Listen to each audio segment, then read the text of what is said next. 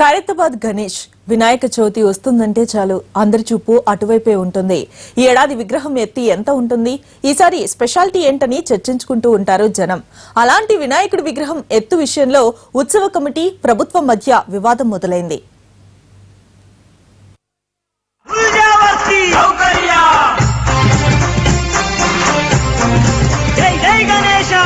ఖైరతాబాద్ గణనాథుడికి 62 ఏళ్ల చరిత్ర ఉంది. 1954లో అప్పటి కౌన్సిలర్ సింగరి శంకరయ్య ఒక్క అడుగు విగ్రహంతో ఉత్సవాలు ప్రారంభించారు.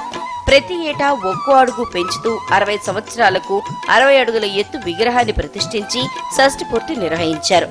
గత ఏడాది నుంచి ఒక్కో అడుగు తగ్గిస్తూ 2015లో 59 అడుగుల ఎత్తు విగ్రహాన్ని ఏర్పాటు చేశారు. ఈసారి మాత్రం ఖైరతాబాద్ గణేశుడి ఎత్తు 17 అడుగులకు తగ్గించాలని పోలీసులు, ప్రభుత్వం ఉత్సవ కమిటీపై ఒత్తిడి తెస్తోంది. అయితే అందుకు ససేమేరా అంటోంది ఉత్సవ కమిటీ. 58 అడుగుల ఎత్తు నిర్మిస్తామని చెబుతోంది. ఈ నెల 16న తొలి పూజ చేయనుంది. స్వర్గీయ శంకరయ్య గారు మా అన్నగారు 1954లో ఒక్క అడుగుతో ప్రారంభించిన ఖైరతాబాద్ వినాయకుడు అంచెలంచెలుగా పెరుగుతూ 2014లో షష్ఠి పూర్తి చేసుకున్నాడు. 2015లో ఒక్క అడుగు తక్కువ చేసినాము. 2016లో 57 అడుగులు చేయాలి. అయితే ఈసారి తెలంగాణ గవర్నమెంట్ ఆంక్షలు విధిస్తున్నారు. తెలంగాణ గవర్నమెంట్ ఏమో 20 అడుగుల కన్నా ఎక్కువ చేయొద్దు, హైకోర్టు వాళ్ళు 15 అడుగుల కన్నా ఎక్కువ చేయొద్దు, పోలీస్ అధికారులు ఏమో నాకు 17 ఫీట్ల పర్మిషన్ ఇచ్చారు. ఇక్కడ లోకల్గా హిందువులు అందరూ వేలాది సంఖ్యలో నాకు ఫోన్లు చేసి ఖైరతాబాద్ గణేశుని తక్కువ చేసి మేము సహించాము, ఈసారి నేను చాలా పెద్ద ఎత్తున 58 అడుగులే చేస్తానని ఆ హిందువుల మనోభావాలు దెబ్బతింటే చేయకుంటే. విగ్రహం ఎత్తు ఒకేసారి తగ్గించొద్దని అన్ని రాజకీయ పార్టీలు నిర్ణయం తీసుకున్నాయి. ఎత్తు విషయంలో ఖైరతాబాద్ గణేశుడికి మినహాయింపు ఇవ్వాలంటోంది కమిటీ. భక్తుల మనోభావాల్ని దృష్టిలో పెట్టుకోవాలని ప్రభుత్వాన్ని కోరుతోంది. పెద్ద వినాయకుడు ఉంటారు, అందరి యొక్క మనోభావాలు ఏంటంటే ఇక్కడికి వస్తే వాళ్ళ మొక్కులు తీరుతాయి, కోరికలు తీరుస్తాయి అనేసి నమ్మకం ఉంది.